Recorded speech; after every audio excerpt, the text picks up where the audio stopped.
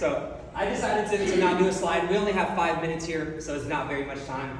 My goal here today is to tell you a few things. Mostly the story of OTG, where it started, where it is now, and where it's going in the future. So our story with Only the Greatest, which is what OTG stands for, started when I was very young.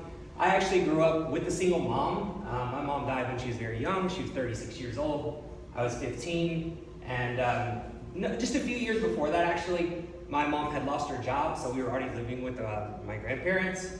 So that transition time actually ended up being a little bit easier than you might think, because I was already kind of in a home with someone. But shortly after that, my grandparents passed away as well. All health related, right? And so they were very young. No one in here, I know no one in here looks in their 60s, but both of my grandparents passed away in their early 60s. One was 63, one was 64. And so my goal really is hopefully those numbers kind of speak to you, because that is very young. My mom was in her 30s, my grandparents were in their 60s, all preventable deaths. All three of those people should still be here with us now, but they're not. All health related. My mom was she was obese. My grandmother was also obese. My grandfather passed away from COPD, which is a lung issue from smoking cigarettes. But anyways, the point is those deaths should not have happened, right? And so that's what we're all about, is helping people live their best life. Not only to live a long life, but a fulfilled life. And that's what it's all about. So as you can imagine, going through something like that as a teenager was very difficult, but I lost about 100 pounds shortly after that, and it changed my life like you can never imagine. So, as you can imagine, people started asking me for advice. Hey, how'd you do it? I see you lost this weight. I see your life is really improving. And before you know it, people were paying me for that help, and that was really cool, right? So I picked up a part-time job, personal training after work. At this time, I actually worked full-time in manufacturing. My degree is in business management. I have 0 formal education in fitness, but I've been through it. OTG is over 1,000 clients since it opened in 2018. So I've helped a lot of people, I've spoken to a lot of people, but my formal education is in business management. And so in Christmas of 2017, I was working manufacturing. I've been working there for 7 years. I'd worked my way up to pretty much as high as you can go, right underneath the owner. And I got my Christmas bonus. I was a salaried employee. Christmas bonus, $500. Guys, I'm out of here. I quit my job in March of 2018 to open our first location. And that was a really difficult time, as you can imagine. So I have some sympathy for the guy right before. Getting started is extremely, extremely difficult. I was in a position where I had worked for small business, though, for pretty much my entire life. And so, in small business, there's no 401ks, there's no retirement plans, there's no nothing like that, right? So I had gotten into the real estate side of things to try to create my own future, right? And so when I quit my job, I had enough passive income, like cash flow from rentals, to pay my bills at home. And that was a real blessing for me. I was 25 years old. It was a very difficult time, but I had this cash flow. I moved into a really crappy apartment. I opened 3 0% interest credit cards, and I floated $60,000 of 0% interest money on these credit cards for 12 months. When that came due, I did a balance transfer for another 18 months. And by the time that was over, I actually paid 0 interest on that money. And that was a very, very stressful time.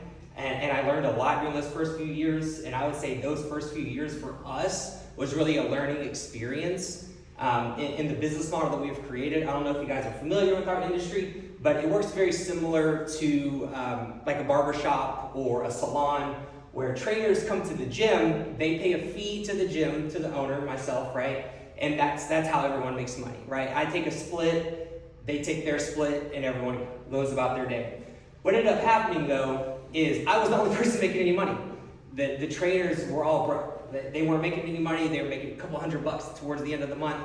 So I met with them. They were all stressed out, and we flipped the script. So I said, hey guys, I'm going to pay you now instead of you paying me, right? And so we made that transition, and that one decision, in my opinion, is really what has allowed us to expand, because we now have a second location in Pearland, and now we really feel like we have a scalable business model where we can really help people in an efficient way and in a correct way. And so our next goal really is to start opening multiple locations all around the city of Houston, right? So our business model is very small. We have, we get the bills paid at 44 clients. We need 44 personal training clients in the door, bills are paid, and then we go from there. We cap out at about 110 clients per location.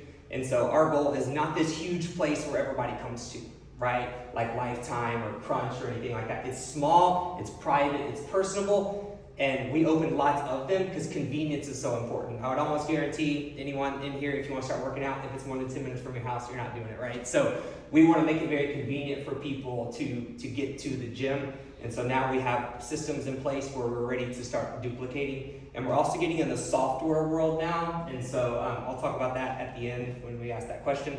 But the software side of things is very difficult for all businesses, especially in fitness, because it seems so simple to run a gym, but on the back end, it's quite complex. And so currently my duties are in the marketing world. So I do all the marketing. My wife generally does the sales. She's pregnant right now, so I've taken over the sales again. So I do the marketing and the sales. We have a regional manager person that runs the operations, and we have 4 full-time trainers. So that's where we're at now, and going forward, we want to start duplicating our business all around Houston. We hope to be on this side of Pearland by early 2028, because we have Friendswood, Midtown, and currently we're in Old Pearland.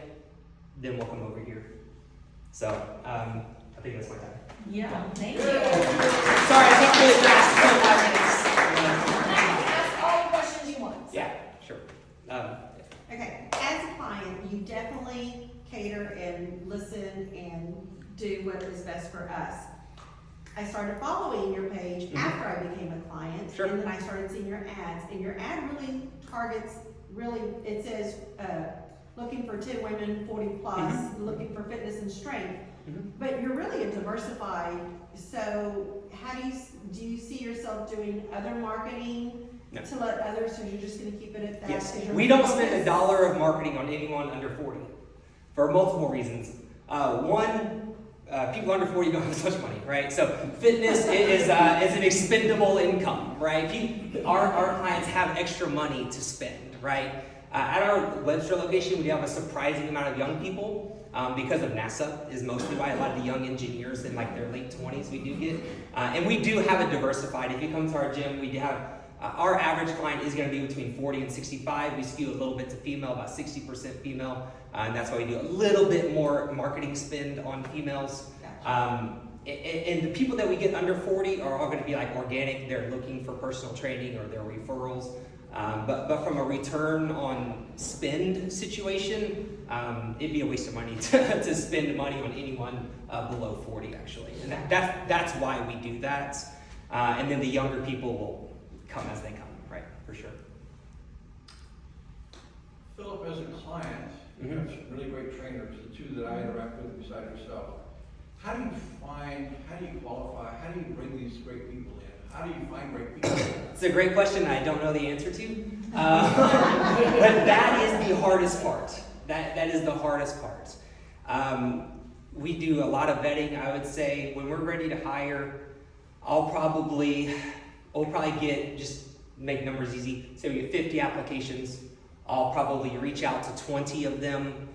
I'll schedule an appointment with 10 to 15 of them, and 5 of them will show up, right? It's just like marketing with your funnel, right? It's the same thing for leads to clients.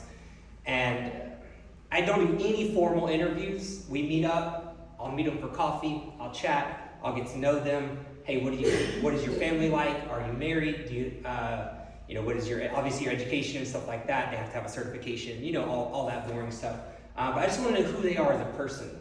Because one of our core values is personal before trainer, right? It's literally in the name, right? And so if you're not a good person, you can't be a good trainer, right? So we won't just take anyone. I'd rather be on the gym floor 60 hours a week than to bring someone in that's not going to be a good person and treat the clients with respect, because that comes first. And that's kind of our philosophy. We hire smiles, not skills. But that's very difficult. It is difficult to do that, for sure. So, So, you said you want to scale across Houston. Are you going to do this corporately, or did you have a different scaling? Corporately, yep. Corporately, we have, we're a small operation. Our revenues are not very large, but our profits are.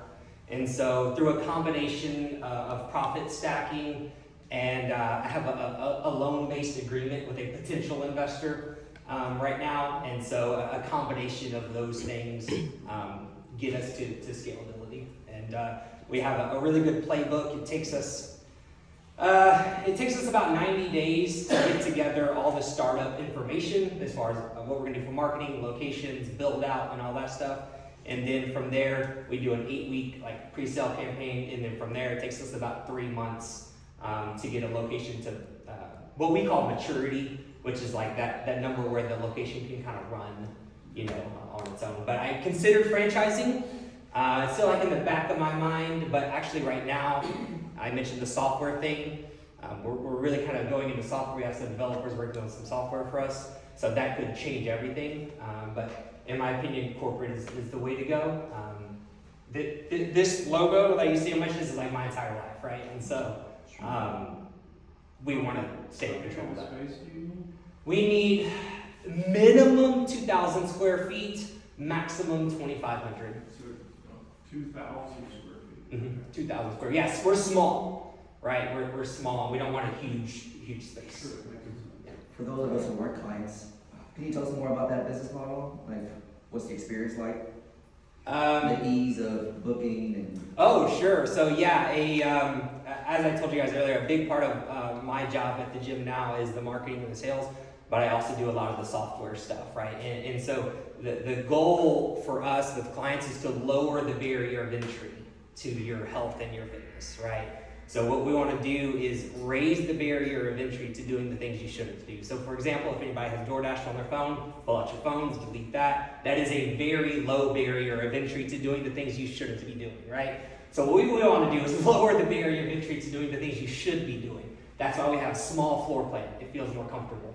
Most of our clients are going to walk into Planet Fitness or walk into Crunch Fitness and be like, oh my gosh, what do I do now? They're going to feel overwhelmed. They're going to feel intimidated. So we have a small space. Another thing that we do floor plan wise for William to talk about making it easier is when you walk into a conventional gym, the first thing you walk into is the sales counter, right? We purposely put our offices at the back of the gym. So when you walk in, you actually walk into the gym, not into a sales situation, right? And so it makes people feel more comfortable. And then as far as actually getting to the gym, flexibility of scheduling is very much our claim to fame these days. We have an app on your phone. We only need 1 hour of notice. You can wake up at 7 o'clock and book a session for 8 o'clock. If you're booked at 8 and you wake up at 7, you're not feeling too good today, you cancel, 0 fees. You get your session back, reschedule for tomorrow, right? And so a lot of people, in my opinion, and this is in a lot of service, there's a lot of ego involved. And so what we have done is we try to lower our ego situation. If people are busy and they need to reschedule, no fees whatsoever. We allow them to reschedule and make it as easy as possible to show up to the gym. So I hope that answered your question. It did. I'll just say, like, it's absolutely true. I've been going for about a year now. Holy moly, a year. It's crazy, right? I know. And the ease of being able to book an appointment, cancel an appointment, pause an appointment, it's a week-to-week basis, basically. I love it. Yeah, we don't do a big thing for us, again, to lower the barrier of entry. No contracts, no packages, no nothing. No monthly, no yearly. You literally pay each week. How many days a week do you want to come see a trainer? That's it. It's very simple. We like to keep things simple, and that's what's going to allow us to be successful. And unfortunately, a lot of people think that, and don't get me wrong, losing weight and feeling better and exercise, it can be very complicated, but our philosophy is that it doesn't have to be. It's all about keeping it simple. So if we're simple, you're more likely to actually do it. You might have already mentioned this, but is your pricing flat rate or is it flexible based off of what's So we have a cascading payment situation. We require a minimum of 1 personal training session per week. And so if you do 2 per week, the price goes down a little bit, 3 per week, down a little bit, 4 per week, down a little bit. But on average, it's going to come out to about $45. Yeah, so as far as personal training is concerned, it's extremely affordable. And it's because of the way that we set up the business model. We put people in small groups of 4 people at a time. So it's still very personal. For the first, I told you about when we first opened, we did a lot of experimenting. We did all one-on-one personal training for the first 4 years. 4 years we were gym memberships, which was a nightmare, and one-on-one personal training.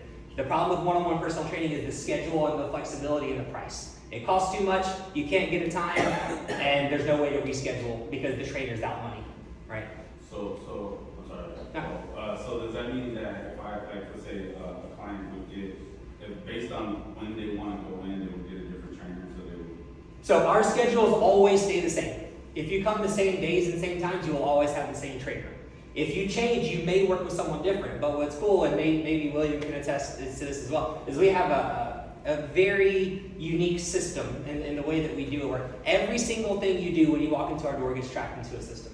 And so whether I train you, whether Lucas trains you, whether Justin trains you, whether my wife has to fill in because everybody's sick or out of town or something, it doesn't really matter. Everyone that gets hired by us goes through a step-by-step, like, hey, here's how we do it. Here's how we teach you how to do a squat. Here's the way that it should be said. Here's the vocabulary to use. Here's how to deliver it. And then the system that, I guess you could say I made it, whatever you want to say, but the trainers deliver it, right, with their own personality. But who trains you in our business model, I know this sounds crazy thinking about it, but it really doesn't matter. You're going to get the same exact experience no matter who trains you. But some people do fall in love with a particular trainer and they stick with them, and that's fine too. What's up, Don? Philip, do you have discounts for more family members, say a family discount kind of thing? In other words, if a husband and wife do it together, you offer a discount? Yeah, we have two options for that. For family situations, anytime someone brings a referral, they get an automatic $100. So if someone brings a referral, no matter what, they get $100. They can take my name.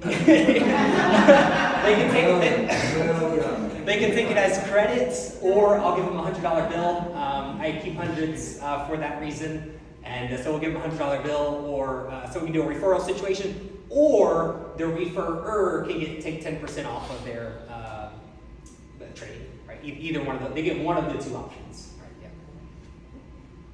Anything else? So, do you have a mission statement? And then I'm just gonna throw out, I love the fact that when you do go in for a session and you have your tablet with what your session is gonna look like, but you also include videos on your form. Yes. So Yes. in addition to the trainer, if he turns around and is doing, you can still repeat it and watch the video one more time. That's right, yeah. So mission statement, our mission statement is to provide people with an environment where they not only feel comfortable, but confident in themselves and their abilities. That's our mission statement. And then, yes, as like a free bonus with us, once you get started, you get free 24-hour access to the gym. So while we don't sell memberships, we don't allow people just to pay a monthly fee to use the gym. You can come in and work out on your own. Very few people do that. Our client base, they want the training, right? That's just how it is. But they can, and so if they wanted to work out on their own, we can always set up one of those tablets for them that still has the videos, shows them what to do, shows them all their workout history. If they're doing a particular exercise, here's the weights that you used last time, and it's like an all-inclusive type of situation. So first of all, I want to say thank you for presenting, and also when thanks. we first met, I was really impressed by the story, your transformation story, what happened to you. So, but with your business, what are the biggest challenges you see right now? You know. The same thing I told Donnie is finding good quality people is very difficult, and with us, scheduling is tough. We get to the gym every day, 4:30. You don't leave till 8:30. And that's just how it is. Because people work out before work and they work out after work. Now, don't get me wrong, we have the middle of the day off. It's really great. We take off from 11:30 to 2:30, which is it's a really nice big gap in the middle of the day. And we try our best to not make trainers work doubles. And actually, even harder than a double, like a morning and an evening, is what we call a turnaround. And that's where you work an evening and then the next morning. Because you're out at 8:30 p.m., you're home at 9, you got to eat dinner or whatever, and you're back in the gym tomorrow morning at 4:30. So finding people that are not only good people, right, and very personable, and they smile, and they have good personality, but they're willing to do that, is pretty tough. It's not impossible, obviously, but it is difficult for sure. Yeah, and like one follow-up question, because I know you plan to expand your business and open new locations. So what is your plan? How do you plan to manage it? You know, like having all this multiple locations, Yeah. you know, like not to give to somebody else and still. Yeah, great question. And these are the types of things that actually like that I do for the most part now. We're trying to follow what we call a pod model. So basically 3 locations creates a pod. Those locations need to be within about a 15-minute drive of each other. And one regional manager manages those 3 locations. So each pod has one, what we call a fitness director, or a regional manager, right? And then each location has 2 full-time personal trainers, and that manager manages all 3 of those locations. And then along with the manager, he has help from a salesperson. So you have a salesperson and a manager for each of the pods, and now we can duplicate those pods because they're all close enough to where the manager can drive very easily, for sure. Okay, last question there. I know you're week to week, no contract Yep. or anything like that, right? What have you learned about, I guess, client retention, keeping you motivated when that Results are motivating. just go? Results are motivating, and that is kind of like our claim to fame for sure. But even beyond that, some people, there is a subset of people that, to be honest, just want to check a box. And I hate saying that, it makes me feel really bad, but that makes our life a lot easier. Some people, as long as they get their workout in, they're good. They feel better, right? They got it done, they checked their box, and now they're off, and they require very little management. And then also, when we transition from one-on-one to what we call it semi-private, you can call it small group, semi-private just sounds a little bit, more upscale, a little bit nicer. I remember the first time I saw clients exchanging phone numbers to meet up, like outside of the gym. And when things like that, and then I saw, shortly after that, people were exchanging numbers. Hey, I'm going to come work out on Sunday. Do you want to come with me?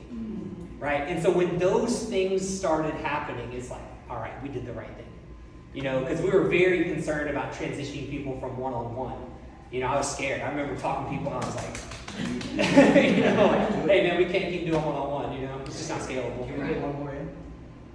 Fast. Real quick, We got what like do 10 you, seconds. so on health, a lot of it is nutrition. What do you offer as far as nutrition?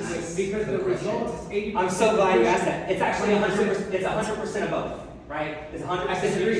It's 100. Now I'll tell you this. Dude, you're talking to somebody who lost 100 pounds with 0 exercise. Okay. I did not exercise at all during my weight loss journey. And so we call it our 2-bucket theory, meaning that exercise and weight loss are different things. Mm-hmm. If you just want to lose weight, you don't care about anything else, you do not need to exercise. You're 100% right. Right? Yeah. Sure. And so, but you should still do it, right? And if you do both, you will expedite results. You're not only going to lose weight, but you're going to like the way that you feel, like the way that you look. You're going to have big muscles and all that good stuff, right? And so, on the nutrition side, every client gets free nutrition consultation as long as they're trained. We separate it from the exercise. We do not discuss nutrition while you're working out. We meet up afterwards. We do a lot of virtual meetings, like on Google Meetings and stuff like that. To discuss nutrition. A lot of people don't want to, and that's okay. But for people that really want results, he is correct. If you want to lose weight, it's outside of the gym, it's in lifestyle stuff for sure. Well, thank you. And how can we as a community help you? Yeah, so right now, we are not necessarily transitioning, but we're opening a new thing with software. So currently to run our gyms, we use 5 different softwares. And we connect them all together in the background of, and I don't know if you guys are familiar or not, but they're software, they can all talk to each other, right? And so it's fairly complex and it's fairly time consuming. So what we're doing right now is we have some developers, he's actually one of our clients, it's a really cool thing. One of our clients has taken on creating a software for us that does everything, right? And so what something that can be really helpful for me right now is if you guys know any gym owners, if you know personal trainers, send them my way because I want to talk to them about their software problems because we're developing a software that's going to just blow everything else away because, like I said, to get our gym to run as efficiently as it does and as profitable as it does, it requires a lot of software.